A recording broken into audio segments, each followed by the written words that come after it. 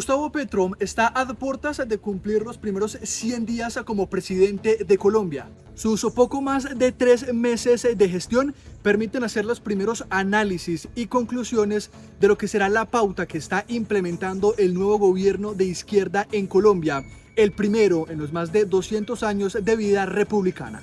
A continuación, desagregaremos algunos puntos o hechos que hacen parte de las características que componen el concepto de esferas públicas, sociedad y poder. Nos une la voluntad de futuro, no el peso del pasado. Vamos a construir un gran acuerdo nacional para fijar la hoja de ruta de la Colombia de los próximos años. El diálogo será mi método, los acuerdos mi objetivo. Y es precisamente en su posesión como presidente de Colombia donde se empiezan a identificar los primeros vestigios de esfera pública.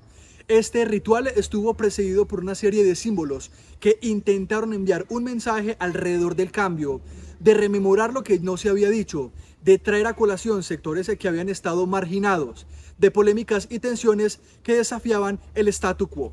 Conforme ha evolucionado su mandato, Petro ha intentado implementar sus ideas. Entre algunas divergencias, la economía es la que ha trazado sus primeros días alrededor de la polémica con los enfrentamientos que ha protagonizado contra privilegios económicos. Es el fiel reflejo de lo que ha señalado Thompson en la transformación de la visibilidad, al explicar que los estados han adoptado un creciente papel intervencionista, manteniendo políticas con el propósito de regular las actividades económicas y contrarrestar las consecuencias negativas del crecimiento económico. Los individuos privados se han reunido en organizaciones y grupos de presión con el propósito de influir en la política gubernamental. Aunque algunos acontecimientos han cobrado factura al asociar declaraciones con la alta volatilidad del mercado de divisas, otros hechos dan cuenta de la relación en que se quiere emplear en buenos términos o con gremios tradicionales. Ha intentado plasmar el relato histórico como encuentros y acuerdos con Fedegan, al lograr configurar el dominio público y privado. El gobierno, que ha autodenominado el Pacto por la Vida como política social, busca consolidar los lineamientos de los próximos 4 años mediante los diálogos regionales vinculantes. Espacios que socializan las propuestas de lo que serán las políticas públicas. Estos son encuentros de deliberación que tienen por objeto vincular a diferentes sectores en espacios que constituyen la esfera pública. La plaza pública, el café, los salones sociales son algunos de los escenarios para discutir y pensar lo público, la educación, la seguridad, la economía, el bienestar general. Aquí prevalece la pluralidad de la libertad de decir cualquier cosa.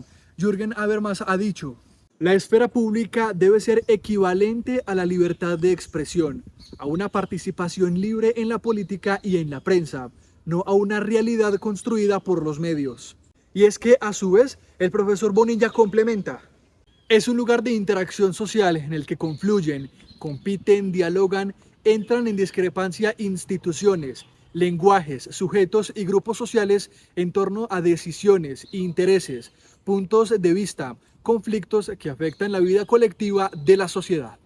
Esta ha sido la oportunidad de Petro para dejar evidencia en la historia política del país lo que se ha autodenominado como política de izquierda.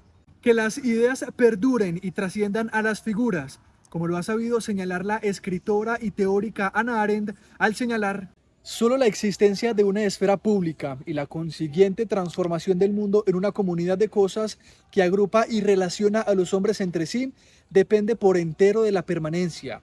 Si el mundo ha de incluir un espacio público, no se puede establecerlo para una generación y planearlo solo para los vivos, sino que debe superar el tiempo vital de los hombres mortales. Petro ha logrado constituir un relato de relacionamiento con diversos sectores.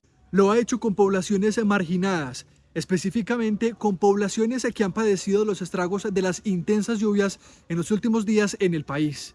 Ha buscado la manera para dejar de concentrar el poder en lugares convencionales y trasladarse hasta los puntos de relacionamiento con el pueblo, como también lo han hecho históricamente anteriores mandatarios. Esta es una premisa que ha abarcado Bobbio en La democracia y el poder invisible, donde ha señalado que La visibilidad no depende únicamente de la presentación en público del que está investido del poder, sino también de la cercanía espacial entre el gobernante y gobernado, o también su misma habilidad para reunirse por quienes años han sido sus adversarios, a lo que ha denominado Bobbio. Las relaciones de poder pueden ser simétricas o asimétricas. Idealmente, la forma de gobierno democrático nace del acuerdo de cada uno con todos los demás, es decir, el pactum societatis. Un hecho en el que también hace especial énfasis a Hannah Arendt a través de su concepción de la pluralidad, concluyendo que, si bien el mundo común es el lugar de una reunión de todos, quienes están presentes ocupan diferentes posiciones en él, y el puesto de uno puede no coincidir más con el de otro que la posición de dos objetos. Ser visto y oído por otros deriva su significado del hecho de que todos ven y oyen desde una posición diferente. Pero estos primeros pasos de la administración Petro no han sido todos color rosa. A la ya mencionada crisis económica que enfrenta el país en materia de inflación, volatilidad en los mercados, así como el panorama bursátil e hidrocarburos incierto, al que algunos culpan a la actual administración y otros a los efectos de la coyuntura internacional, todo depende de quién haga el análisis. También han sido los escándalos un talón de Aquiles para el gobierno autodenominado de cambio. Las más grandes polémicas que se ha suscitado en la actual administración está relacionada con irrisorias inversiones en diferentes contratos en el que se ha autodenominado el escándalo de los contratos del Departamento Administrativo de la Presidencia. Hecho que no ha enviado un buen mensaje de un gobierno que se ha autopercibido como el de la austeridad. Episodios que han golpeado la imagen de una administración que también se ha visto salpicada por hechos vergonzantes, como la participación en un video del senador Alex Flores, en estado de embriaguez, maltratando a uniformados de la policía, previo a un presunto caso de prostitución con una menor de edad. Estos casos, aunque de supuesta superficial apariencia, han generado conmoción en la vida política y social, como lo indica Thompson en el escándalo político. Denota acciones o acontecimientos que implican ciertos tipos de transgresión que son puestos en conocimiento de terceros y que resultan lo suficientemente serios para provocar una respuesta pública. Sin duda, el presidente Petro ha logrado capitalizar nuevas plataformas para lograr transmitir mensajes y canalizar a sectores específicos lo que se quiere transmitir. Sin embargo, su prerrogativa deberá fiarse de la comunicación asertiva sin maltratar el lenguaje y el ordenamiento que componen la buena emisión de un mensaje. McIntyre reflexiona sobre los efectos de la posverdad y los medios al puntualizar que el auge de las redes sociales como fuente de noticias difuminó más aún las líneas de división existentes entre noticias y opinión.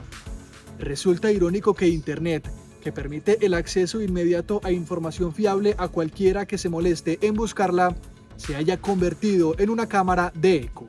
Esta es la reflexión del trabajo final del curso Esferas Públicas, Sociedad y Poder, por Santiago Noreña Duque.